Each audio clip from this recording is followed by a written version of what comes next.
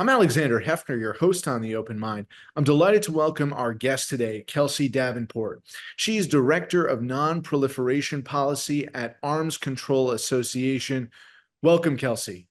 Thanks so much for having me. Kelsey, I wanted to ask you about the situation in Iran with respect to nuclear proliferation. There was an armistice, a negotiation, a treaty that was established during the Obama administration. We have now had the Trump administration 4 years, nearly 4 years of the Biden administration. What has changed since the end of the Obama administration in terms of our capacity to know what is occurring in Iran and if, in fact, there has been further nuclear buildup? Really, there's been a complete reversal of nuclear risk in Iran since the Obama administration ended. When President Obama reached the nuclear deal with Iran, known as the Joint Comprehensive Plan of Action, it rolled back Iran's nuclear program and subjected it to the most intrusive monitoring arrangement ever negotiated.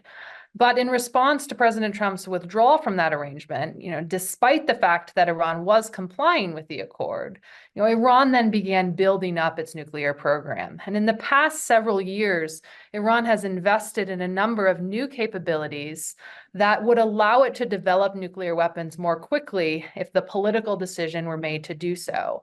And in addition to these technical advances, Iran's nuclear policy doctrine also appears to be shifting. In the past several months, Iranian officials have begun to admit that the country may make the decision to develop nuclear weapons if necessary from a security perspective or in response to any type of Israeli strike on Iranian nuclear infrastructure. So Iran really right now is what we would refer to as a threshold state. It's developed the capabilities necessary to move quickly to a nuclear weapon, but it does not yet possess a nuclear deterrent. There is a major political party, one of the two major political parties in the United States, that insists that Iran was not in compliance. You said matter-of-factly, emphatically, Iran was in compliance. How do we know that? Well, the nuclear deal put in place very intrusive monitoring and verification mechanisms. The International Atomic Energy Agency was able to monitor every aspect of Iran's nuclear program, and some of that monitoring took place in real time.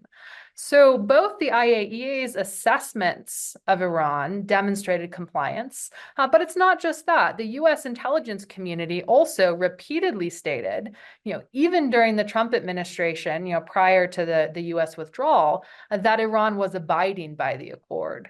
So the breadth of the U.S. intelligence establishment and the IAEA, I think, very clearly established that record of compliance, prior to President Trump's withdrawal from the accord. Was it one agency or international body that was doing the inspection or multiple entities? Well, the International Atomic Energy Agency has a mandate to conduct inspections under the Nuclear Non-Proliferation Treaty, to which Iran is a party. So even prior to the negotiations of the nuclear agreement, the IAEA had inspectors looking at Iran's nuclear program. And it actually was these inspectors that raised some of the concerns about Iran's program and its work prior to 2003, when Iran had an organized nuclear weapons program in violation of its treaty commitments. Now, the nuclear deal from 2015 significantly expanded the IAEA's authority.